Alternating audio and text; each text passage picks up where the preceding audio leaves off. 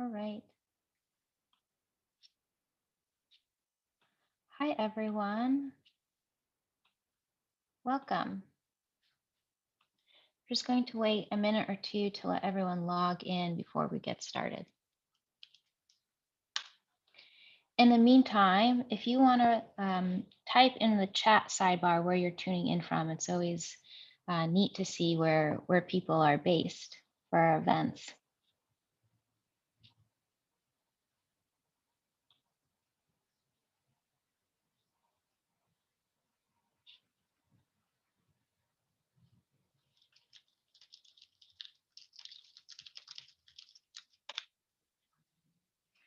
We've got Sabine from California, West Coast.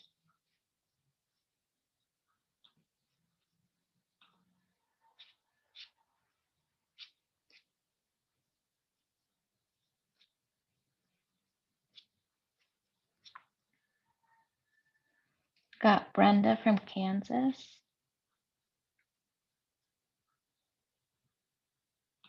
Northeast Ohio, checking in from Bellingham. Fun.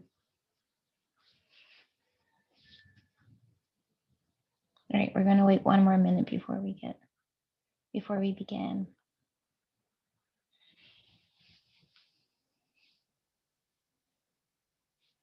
Bothell, got more California folk.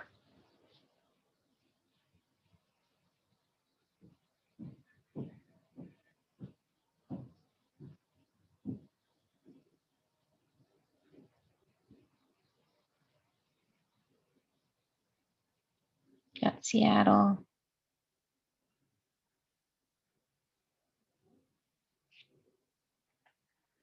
All right, I think I will get started. Again, hello everyone, welcome. My name is Paulina. I am Booklarter staff, and I'd like to thank everyone for tuning in for today's author talk. For those of you who are unfamiliar with Booklarter, we are a cookbook store here in the Fremont neighborhood of Seattle. Typically, we have these author talks in person, and believe me, we are very eager to get people together in the store. But in the meantime, while we're riding out the pandemic, it has been so fun to virtually host authors and attendees from all over. You know, as you see in the chat, people are tuning in from Ohio and California, and it's been a really neat experience for us to invite people that normally wouldn't be able to make it into the store. So thank you for joining us today. And if you're interested in learning more about our author talks, you can find all of our event programming at booklarter.com. But for today, we are celebrating the release of Farmhouse Weekends. Farmhouse Weekends is written by Melissa Bahen. This is actually Melissa's second author talk with us. The first one was for her book, Scandinavian Gatherings, and that was a few years ago, and that one was inspired by her Nordic heritage. This one, as you can tell by the title, is inspired by her experience living on a country farm in Western Oregon and all the delicious food that is inspired by that experience. Melissa will be demoing a very delicious looking peach cobbler from her book, and she will also be in conversation with Courtney Rich, who is a cake baker extraordinaire and who runs the website and blog Cake by Courtney. So they will be in conversation, and we will save the last 10 to 15 minutes of our time together for Q&A. So if you have any burning questions for Melissa, we ask you to type it into the Q&A sidebar at the bottom of your screen, not the chat, the Q&A, and Courtney will read them aloud to Melissa to answer at the end. If you have any comments throughout the chat, don't forget when you're typing into the chat to send it to panelists and attendees, not just panelists, otherwise only I'll be able to read them. And last but not least, if you haven't bought your copy of Farmhouse Weekends, we are selling signed copies, and you can buy them through Booklarder. I've copy and pasted the link to the website. So if you haven't bought it, you can do so during the event or afterwards. And without further ado, I will hand it over to Melissa and Courtney.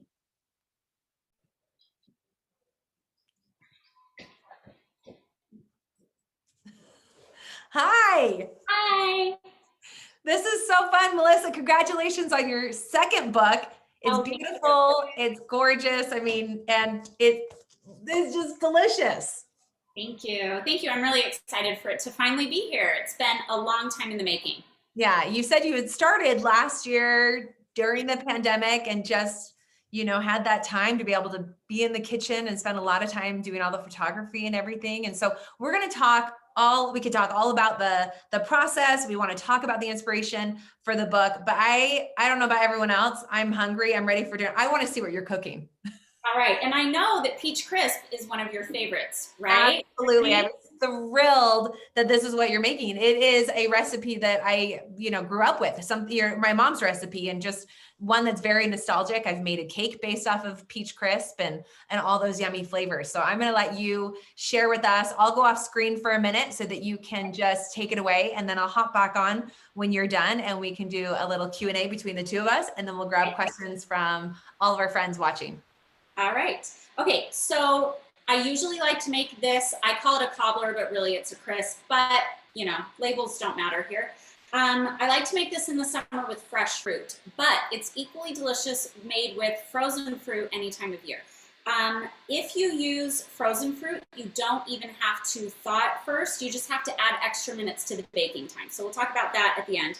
I used peaches, cut up peaches that I froze last year at the end of peach season. So I just put, we're making a half size, and the directions for a half size are in the cookbook. So I did 4 cups of frozen peaches. If you're making the full size, you just need 8 cups of fruit, fresh or frozen. Peaches are great. It can be any mixture of berries that you want: strawberries, blackberries, raspberries, blueberries, peaches and berries. We've tried lots of different combos, and they're all delicious. And you mix those with about 2 tablespoons for the full size of fresh lemon juice. I like to be a flexible baker, so if you only have bottled lemon juice, that is totally fine. You can use that, and that will work beautifully. So that's in here. And then for the topping, it's super easy. We've got sugar, 2 cups of sugar for a full-size 9x13 pan, and an equal amount of all-purpose flour. So we're going to mix those together. And then, again, for the full-size pan, you would use 2 eggs. If you're doing a half size like I am, in an 8-inch square pan, or even if you have a really deep dish 9-inch pie pan, that will work. You would just use 1 egg for that, and half the amount of sugar and flour. So we're just going to mix this until it's crumbly. I would usually use my hands, but I'm not going to use my hands tonight because then they'll be gooey for the rest of the hour. So you just want to mix this up until it's crumbly, and it's not going to be smooth. It's not going to be like an even texture throughout, and that is fine. It doesn't really matter. You just want to mix it until it kind of looks chunky, I suppose is a good word for it, till it looks crumbly. So we're just mixing that together. And then we're going to sprinkle that all over the top. Again, I would usually use my hands to do it, but I would rather not have messy hands for the rest of the night. So we're going to spread that out a little bit, just evenly over the top of that fruit. And one of the things I love about this is that the filling is just fruit and a little lemon juice. There's nothing else. You don't have flour or tapioca or cornstarch or anything like that.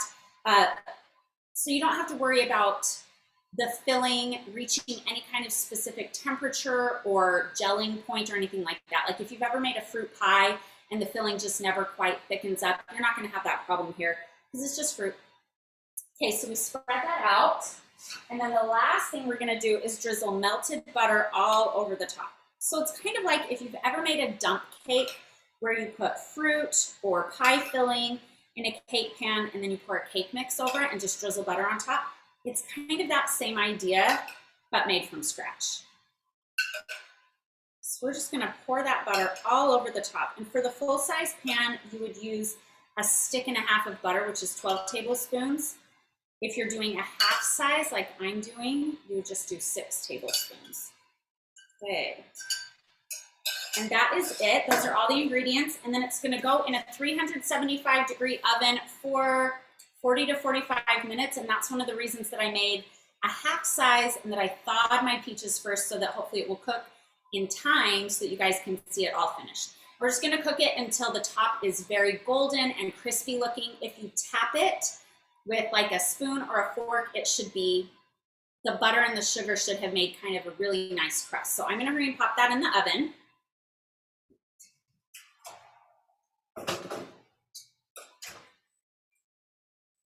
Okay, and that is it. So that's the entire summer fruit cobbler. It's super easy to make. The filling is just fruit and a little lemon juice, and the topping is 3 ingredients plus melted butter. So it's super simple. It's one of our favorites. I've made the full size 9x13 before, like for the whole family, or if we're taking it to somebody's house for dessert. A half size is perfect for a smaller family. I've even made little individual ones in mini mason jars, and those are super cute, and it's delicious every way. I love that idea. I was just thinking of some questions too, as you were doing that. Would you be able to use canned peaches if you don't have frozen, or should we shy away from canned peaches in this one?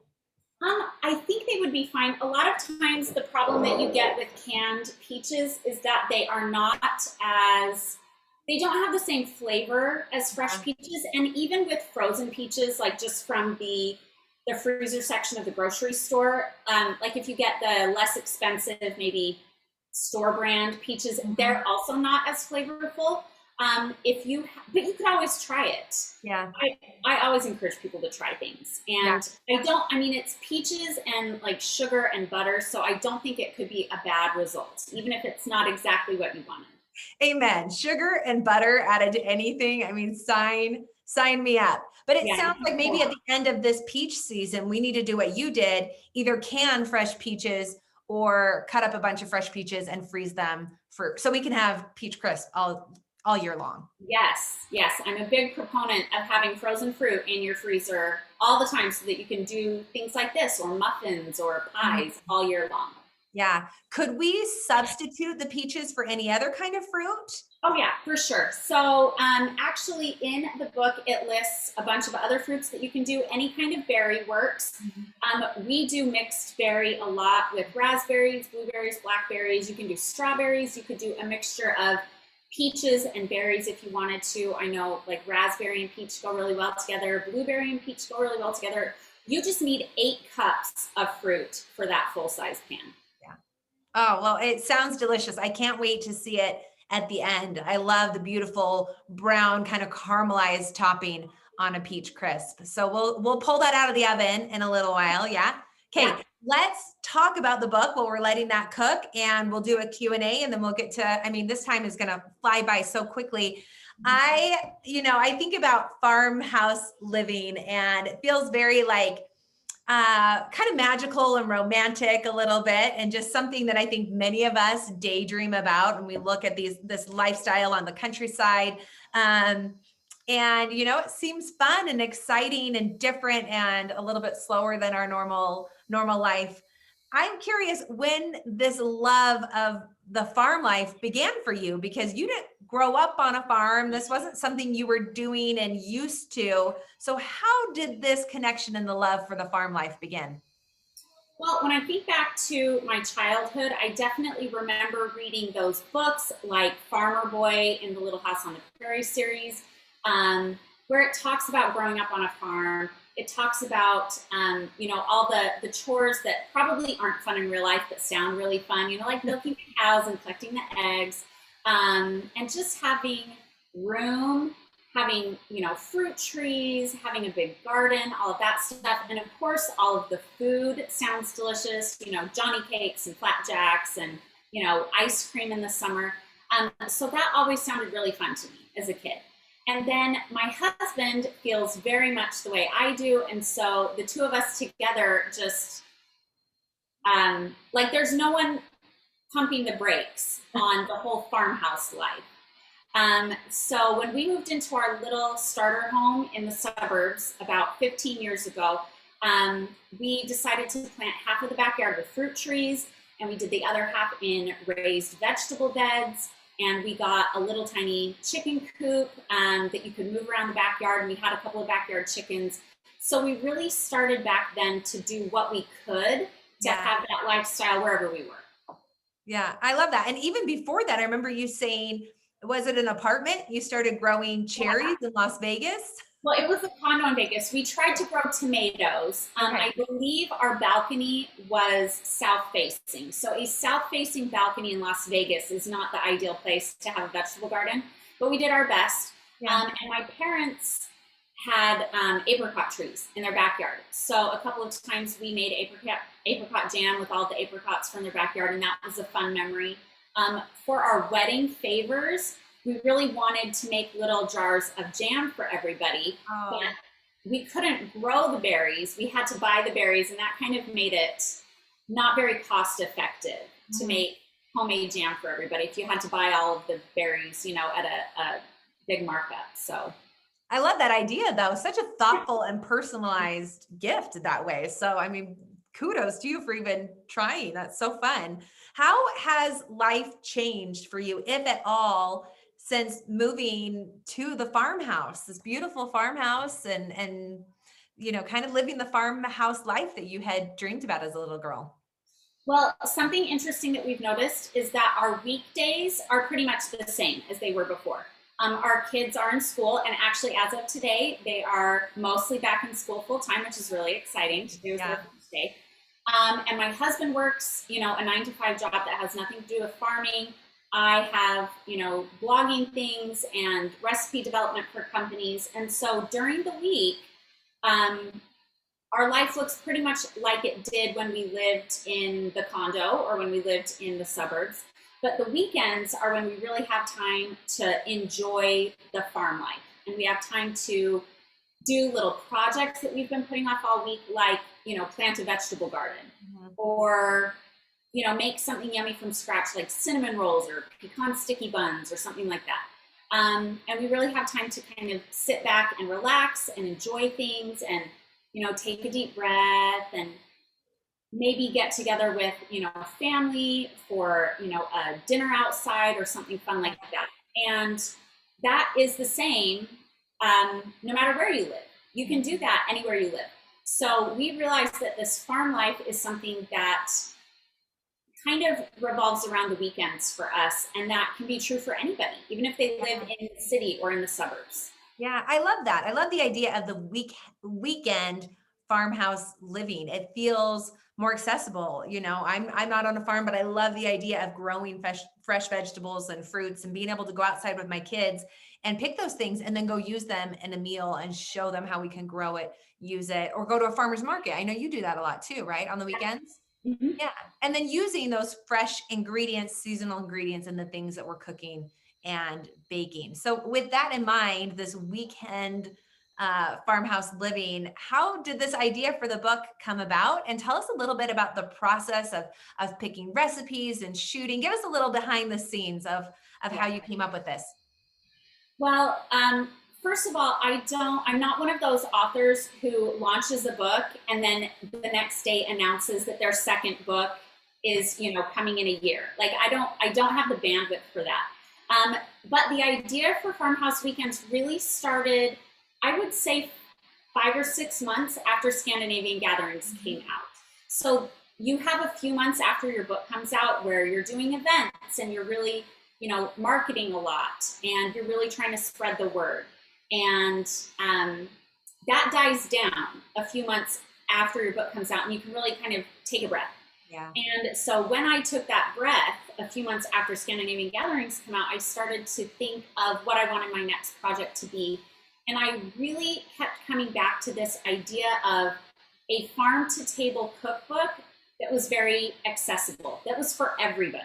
I feel like one of the things about farm to table, and maybe it's just me, but it feels very high end, even though it's not. I mean, it should be the opposite of high end, right? Mm-hmm. But it always felt a little bit out of reach for everybody, a little fancy. And I really wanted to make a farm to table cookbook that was just for everybody, that could say, hey, if you can grow your own vegetables, great, do that. Or go to the farmer's market, or go to the grocery store and buy your vegetables there, and you can still make these delicious seasonal recipes.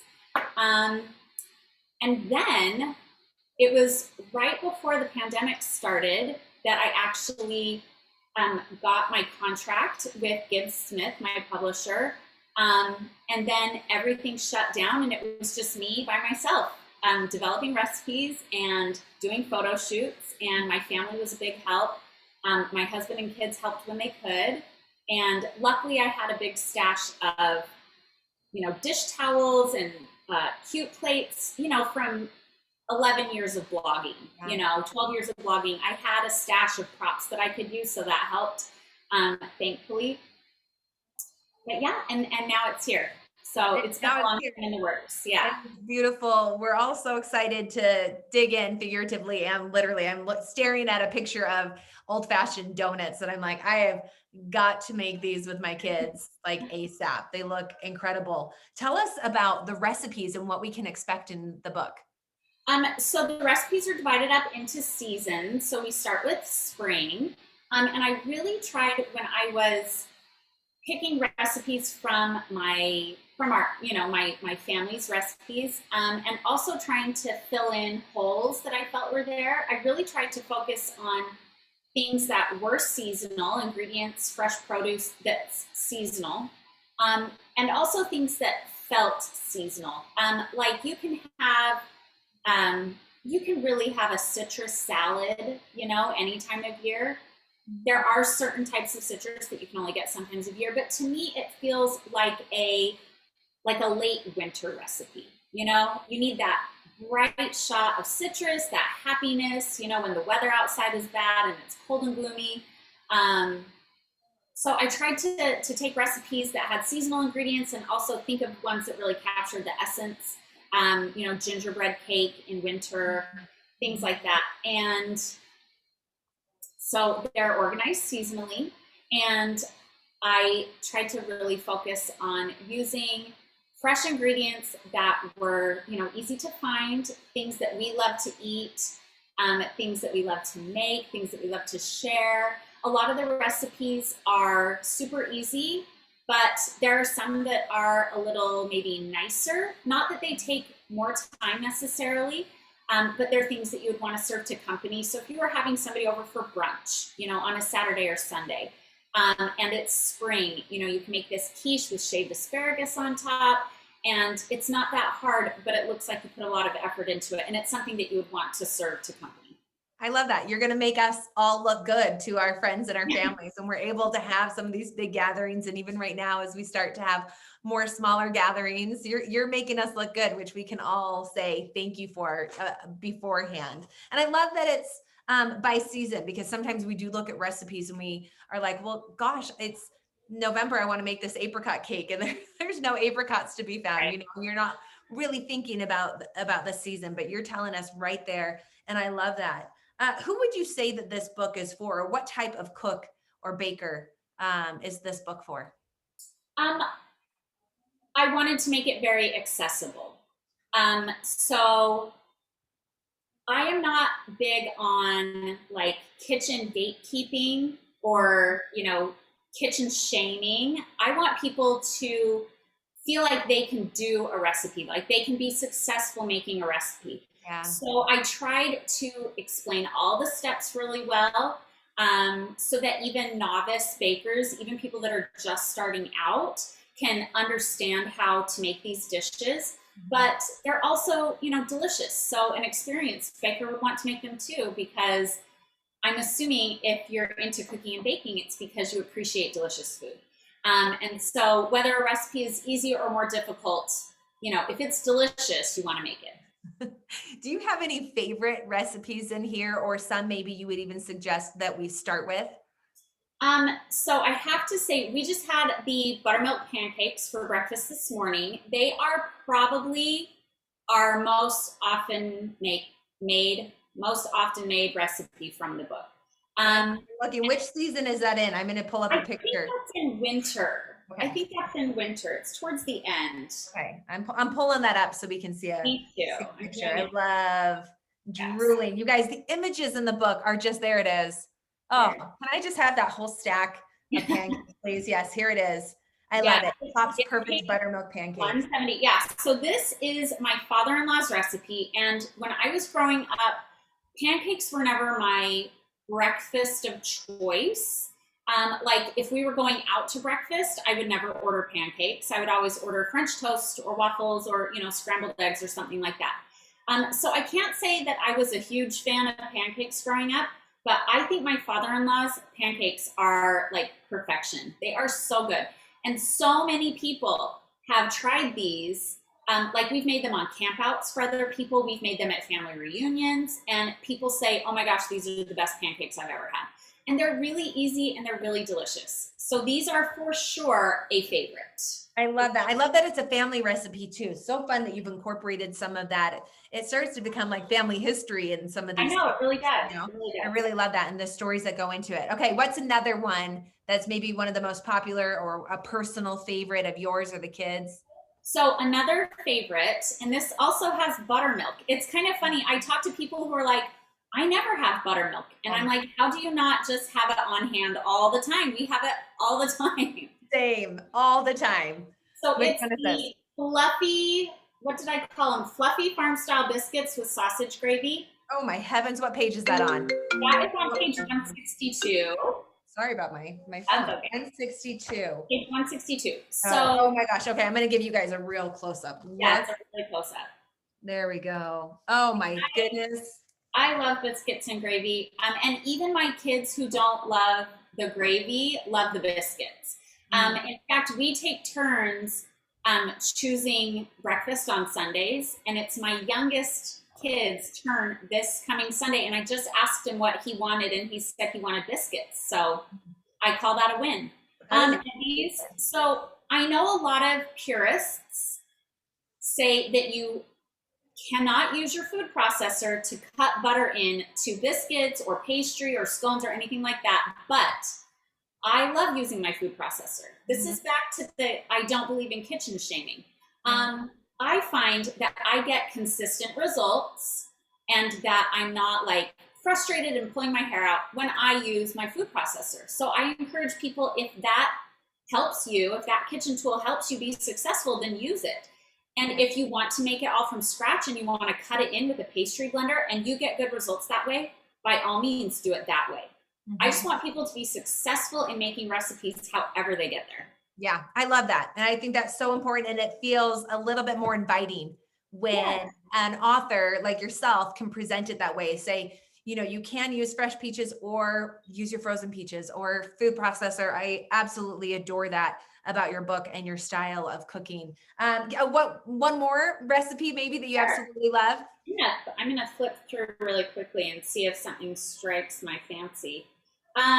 We do love those donuts that you mentioned, the old-fashioned donuts. I'll see if I can show a picture of those ones, you guys. We made a few donut recipes over lockdown last year, the kids and I, and it was just so fun to have that smell in the kitchen and the experience with the kids.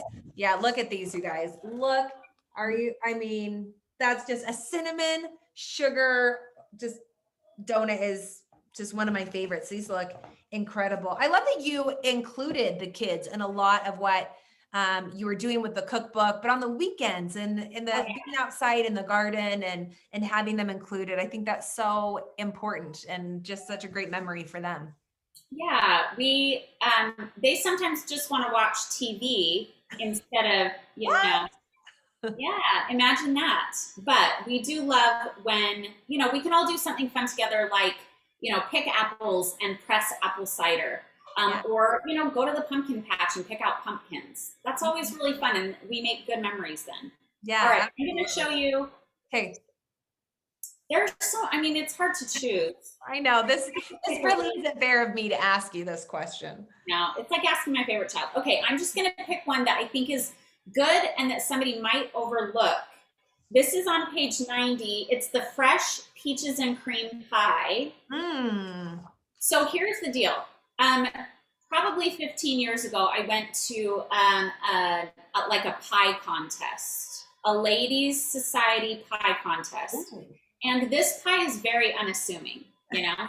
It's got a graham cracker crust and then just a bunch of fresh peaches. Literally, just fresh peaches. You don't even have to peel them first. I love and then that. you mix sweetened condensed milk and lemon juice. That's it.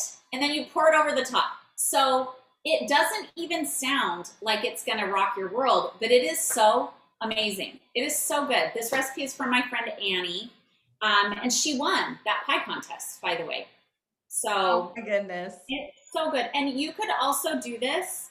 I'm trying to think if I've made it this way or if somebody suggested it to me. I can't remember. But if you just made kind of the graham cracker crust but left it as crumbs and did like parfaits, that would totally work. If you wanted this same recipe but in a much easier, or although this is not hard, but you could do like individual little pie parfaits. It would be delicious. It is so good. It's crazy good. Oh, my stomach is grumbling. You guys can't hear it. We do have a quick question though about the donuts. Do you have to have a deep fryer to make the donuts? No. I just use I have a Le Creuset Dutch oven, but you could also use just like a regular cast iron Dutch oven or even just a pot. The good thing about using those heavy bottomed Dutch ovens is that they help regulate the temperature a little bit so that it's not fluctuating. But even with those heavy bottomed pots, you still have to watch the temperature. So all you do is pour a few inches of oil. I would say at least 2 to 3 inches of oil into a deep pot. And then you need a thermometer, like a candy thermometer works really well. And I know I think my mom fries stuff without using a thermometer. She's just really good at it. I always use my thermometer so that I don't burn things. And you just get it up to the temperature that it says in the book. Every recipe is a little bit different for temperature. And then you just plop them in a couple at a time and you just fry them for a few minutes until they're nice and golden, and then you flip them over. So it's easy. You do not need a deep fryer. We don't have one. Okay. Good to know. I love that. Again, accessible and inviting. These recipes, just all of them qualify under those 2 words. I love it so much. Okay. I want to make sure we have time for Q&A and to see the finished products. How much more time do you have on there? It still has like 18 minutes, so we're good. Fantastic. Okay, what advice would you give to a new baker, a new cook, someone new to the kitchen? A couple words of advice. I would start with something that is simple. I wouldn't start out with a recipe that has, like 10 different parts or 10 different components that you have to make. Although, again, if that's what you want to do, you can do that.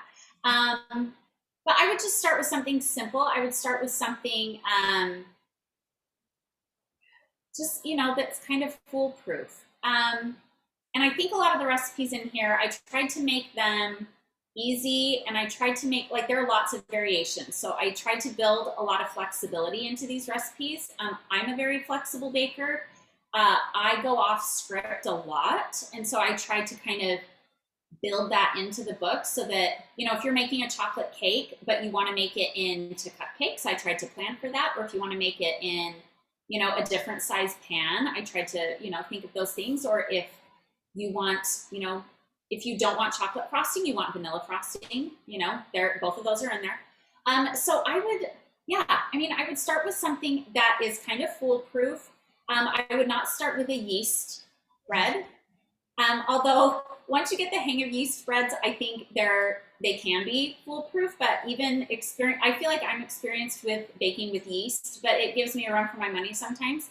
So I maybe wouldn't. Weather plays a role. There's so many factors. Oh my gosh. With yeast. Yes. Oh my gosh, right? Yes.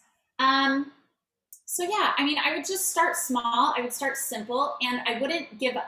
If you have a failure, I have kitchen failures all the time. And I mean, I write cookbooks and I get paid to develop recipes for companies, and I have kitchen failures all the time. So if you have a kitchen failure and you're brand new to cooking, just don't give up. If you feel like you want to try that recipe again, then give that recipe another go.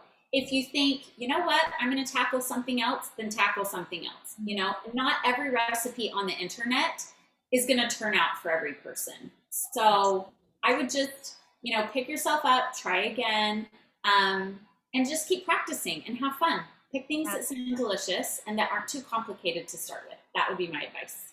Love that. I think that is just amen to that. Absolutely. All right. Couple kind of fun questions to wrap up our Q&A section. But what would you say are 3 of your like must-have kitchen items? So I love a microplane grater, like a zester. I use that all the time. They're great for garlic, they're great for ginger, and they're great for zest, which is what they say they're good for. So if you're doing anything with citrus, lemons, limes, oranges, grapefruits, I think you have to have a microplane grater. And they're super easy to find. And they're called microplane grater, and that is the brand, is Microplane. So for anybody who's like, well, what is that? That's the brand, is Microplane. Yeah, they're awesome. They're a great brand. And they're good for so many things. Parmesan cheese. I mean, the sky is the limit with the microplane grater. Let's see. I really do use my food processor a lot, and I use my my Le Creuset Dutch oven, the 7-quart size. I usually have it out. I think it's in a drawer right now. We use it for, it's the, you know, several inches deep, about this big around. We use it for soups. We use it for chili. We use it for anything that needs to go from the stove to the oven. We use it for that. We use it for, you know, like chicken that you sear and then you finish in the oven, or steaks, stuff like that. We use it for everything. It's a great pan. Okay. I love those 3 items. Those are good ones. We got to write this down and put it on our birthday list, our Christmas list, holiday list, all the things. Okay. What about kitchen splurges? Like, are there 2 or 3 items that you're like, this is worth investing the money in for your baking and your cooking? So I think good chocolate is really, it's really, I mean, you get what you pay for in that respect. Like if you just want to use, you know, chocolate chips in a recipe, that's fine and it will taste good. But if you, you know, spend the money to get fancier chocolate, especially in a recipe where chocolate is the star of the show, like if you're making a flourless chocolate torte, or something where 90% of the batter is made of melted chocolate, then you'll want to splurge and get something nice. What else? So I mentioned the Le Creuset is one of my must-have kitchen tools, and they are a little spendy, but I do think it's worth it. It's kind of a pot that can do it all, you know, stovetop, oven, frying stuff. I think that's great. Let's see. And I've started buying nice olive oil instead of just the cheap stuff. Like you can see it behind me on the counter right here. Yeah. It's California Olive Ranch olive oil, and it's easy to find. I mean, I just get it from the grocery store, but it's, you know, it's a little bit higher end, but it looks nice on the counter and it tastes great. Like if you're drizzling it on something, you know, as a finish, like avocado toast or, you know, a salad or something like that, it's going to taste really good. Yeah. Oh, I love those. Okay. What are your 3 most used ingredients as you're cooking and baking? Well, I already mentioned buttermilk earlier. Yeah. I don't understand when people say, oh, I never buy buttermilk. And first of all, if a recipe calls for buttermilk and you want to make that recipe, you can just buy buttermilk. You don't have to already have it in your fridge. You can buy some. You can put it on your shopping list. So we always have buttermilk. And kind of a tangent to that one is heavy cream. We always have heavy cream laying around. We use it for all kinds of stuff. I know. But I are so similar. Butter. And so I have mentioned this before, and it goes along with not being a kitchen snob. I just use salted butter. I just use it for everything. If I were to make like a fancy French pastry from scratch, I would probably, you know, go buy a box of, you know, European unsalted butter because that's what it called for. But just for my everyday baking, salted butter is what we have in the fridge at all times because we put it on toast and, you know, we put it on pancakes and stuff like that. And so that's what I have and that's what I use. And I know a lot of people say that they like to be in control of how much salt they're adding to something, and I totally get that. Mm-hmm. However, I was curious one time and I looked it up, and the amount of salt in like the entire box is really not very much. It's not like you're getting an extra cup of salt. It's really kind of minimal, especially if you're talking about like a cookie out of a whole batch of cookies. Yeah. It's not going to really be, I would say, a super noticeable difference. So I have salted butter on hand all the time. That's another one. And I would say citrus. I love having lemons and limes around. Yeah, yeah. Okay, fabulous. Someone did have a question about buttermilk. Can we use powdered buttermilk in your recipes? Yes. So if there's the little thing, there should be a thing on the side of the canister. I don't use powdered buttermilk, although I have in the past. But if it tells you how to reconstitute it, you just need to do that. So however much it says to mix with, you know, water to equal a cup and a half or whatever your recipe calls for, I think that would be fine. Another thing that you could do is use like whole milk or 2% milk with some white vinegar added to it. And then leave it on the counter for a few minutes and it lets it kind of sour. So soured milk is a good substitute for buttermilk if you don't have it. I think it would obviously taste a tiny bit different, but I don't think you would even notice that. It's great in a pinch. Fabulous. Fabulous. All right. We will get to more Q&As. I have one last question for you, and then we're going to go to our Q&A box and we're going to open it up. So remember, go down to the bottom of your screen and there is a little Q&A section that we're going to ask our questions in, not the chat. So go to the Q&A, start typing your questions. My last question for Melissa, what's your favorite dessert? Oh, my favorite dessert. I know you prepped me for this. It's so hard. I love chocolate cake. Chocolate cake with chocolate frosting is just like, I can't turn that down. I mean, if I had to choose between that and like a pie, I would probably choose the chocolate cake, or I'd have both, you know? Yeah. A little slice of the pie and then a big piece of the chocolate cake. I'm not mad about the fact that you picked cake as your favorite. I'm like, yes. That a girl. All right, let's do some Q&A and take questions from our friends that are watching. Teresa asked, how do your recipes work in other areas of the country like Midwest or Northwest when we may have different fruit and vegetables availability with true winters? Right. So I would say that for the winter recipes, they focus mostly on pantry staples or things that you can get at the grocery store all year. So there aren't a ton of recipes for like winter in Minnesota that you wouldn't be able to make. You could probably easily make all of them. And yes, this was written in the Pacific Northwest, but I tried to kind of be mindful of seasonality in other places. And, you know, I mean, nobody's going to be the season police. I'm not going to come and check and see if you're making one of the spring recipes in the early summer, you know? So whatever you can find and whenever you can find it. I was aware of that as I was writing it, that the seasonality of the produce would be a little bit different in every place. So I would just find a recipe that works for where you are when you want to make it. And most of them you can find stuff all year long, even if it's not, like you can get strawberries all year at the grocery store. They maybe won't taste as amazing as the strawberries from your backyard in June, but they'll still be good. Yeah. You know, or you can pick a different recipe. Yeah, absolutely. Are the recipes, Alexa is wondering, are the recipes in the cookbook mostly sweet? So I tried to make it balanced. One of the things that I thought of as I was putting recipes together is that on the weekends, we tend to do like a late breakfast / brunch. And we call it a brunch if it's like after 10, even if it's still just breakfast. So breakfast and brunch, and then dinners and desserts. So in the dessert category, obviously everything's sweet. In the dinner category, everything's pretty much savory. And in the brunchy category, I would say it's a little, probably 60% sweet, 40% savory, but there are definitely some of both. Yeah.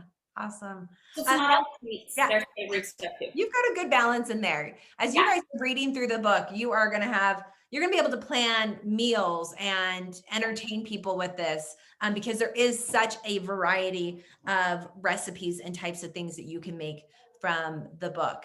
Emily wants to know if you just have any suggestions for good everyday lunch options for kids. Like maybe what are some of the things that you guys do on the daily? So I can tell you, I mean, my kids, my older kids are a little bit better at eating a variety of things than my younger kids. My younger kids are a little bit pickier. So one thing that has really helped me this year, when they were all home from school and we knew that they were going to be home for a while, I made a lunch calendar, and it's just 2 weeks. And we do week A, and then we do week B, and then we go back to week A, and it's enough variety, it's enough difference between those 2 weeks that they don't get tired of any one thing. And I mean, it's flexible. I don't stick to it, like glue. If it says that we're having strawberries that day and I forgot to order some, we just have apple slices, or something else. But I tried to put on the calendar things that I know they'll eat, and a mix of, protein, fiber, fruits and veggies, yogurt, string cheese, things like that. And then like a treat, like a Rice Krispie treat or a bag of chips or something like that. That has been so helpful. And I'm still using it now that they're going back to school. I'm kind of using it to still pack their lunches, but then I'm not trying to reinvent the wheel every single day at lunchtime. So I would say, I mean, I don't have any magic recipes, that my kids just love, that it's going to fix all the problems. But I would sit down and make a calendar of things that your kids like and plan it out, and then just do that on that day and do that on that day. It just takes the guesswork out of it. It's one less decision that I have to make, and it is going to still help. I love that. That's such a great tip. How's your peach crisp looking? Are we ready to take a look at it? It's still got a few minutes, but I should always check. Oh my gosh, you guys, it's looking so good. It smells amazing. I can't wait to show you. It smells buttery and peachy. Oh my goodness. And all that caramelized sugar on top. It looks so good. Do you ever serve it with fresh whipped cream or ice cream, or do you just go on its own? No.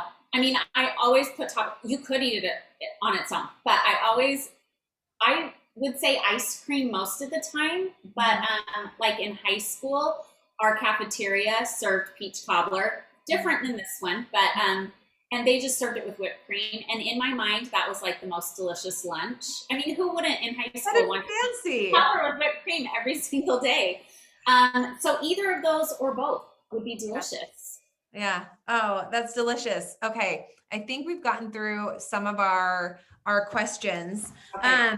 I'm curious, like you talked about your tips for biscuits and you can use either the food processor or you can do it by hand. Are there any other recipes that you can think of that maybe do have a couple little insider tips included in them? If it's maybe a pie crust or your fried chicken, are there any things where it's like, okay, keep this in mind that you can think of?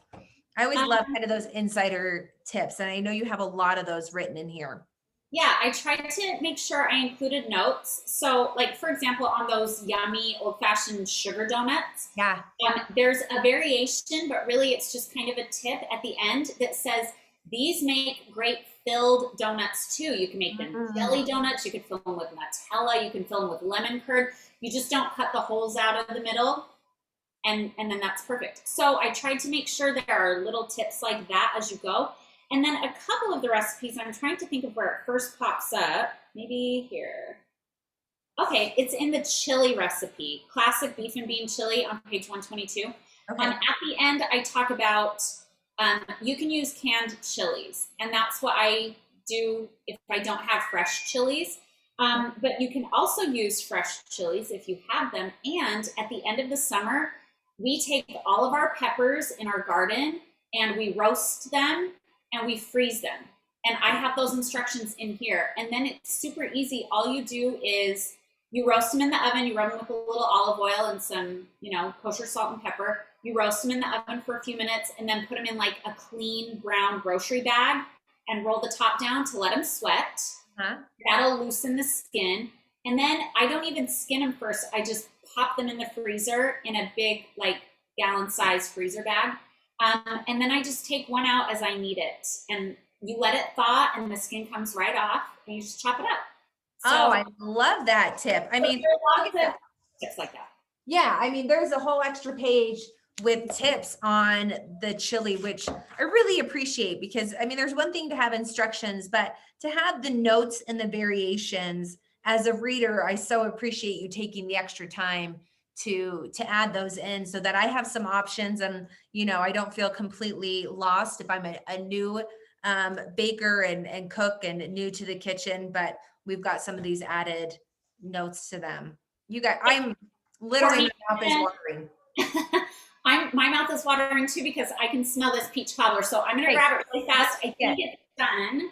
Okay, and I just wanted to let everyone know too, as far as ordering the book, it is available wherever you get books. I mean, you're gonna be able to find it on Amazon and Barnes and Noble, and you'll be able to go to Target.com and Walmart and your local bookstores. If they don't have it in stock, ask and they can order it for you. So it's gonna be everywhere, and I would run to get this one. Okay, the finished product. Let me turn off my timer. I forgot that. Oh, it looks perfectly golden brown. I love how you can kind of see it crisping and getting caramelized on the sides. Yeah, I don't want to tip it too much because it's like molten fruit at this point, but you can see how golden it is. Yeah. So if you're, and I used frozen peaches, but I thawed them first because I wanted to make sure it cooked in the time that we had. If you're using frozen fruit, it will take longer, but you just cook it until it looks like this. And again, you don't have any gel point that you're trying to reach with that fruit filling. So there is, like, you're not going to undercook the filling. You just want to make sure you get it nice and golden on top, and then you're good. Well, it looks incredible. Oh, thank you, Melissa. This I could waft the smell your way. It smells so good. We need Wonka vision. We do. Right, we can smell the vision and jump in the screen with you. Melissa, thank you for taking the time to do the demo and telling us about the book and your whole process and these recipes. I know I'm not the only one that is just like so eager to dive in. So thank you for the time tonight. Thank you for writing the book. And this has been so fun. Thanks for having me. Well, thank you for doing this with me, Courtney. I really appreciate it. It's been fun. Been so fun. All right, we're going to turn the time back over to Brooke Lauder, and thank you so much, everyone, for coming over tonight. I want to say over for joining us tonight. This was really fun. We appreciate you guys taking the time to be with us. Yes, and just to echo what you said, Courtney, again, Melissa, thank you so much for telling us about your book and giving us a little glimpse into your beautiful life. That peach cobbler, I wish I could just like, grab a spoonful through my screen. Have to be for your next book. Hopefully you can have the author talk in the shop. But again, ladies, thank you so much for a wonderful, wonderful discussion. Thank you to all of our attendees who tuned in from truly all over. And again, if you haven't picked up your copy or bought it, Farmhouse Weekends, we are selling signed copies at the shop. Head over to Book Larder and you can find the book there and purchase it. But thanks again and have a wonderful evening. Thank you. Thank you.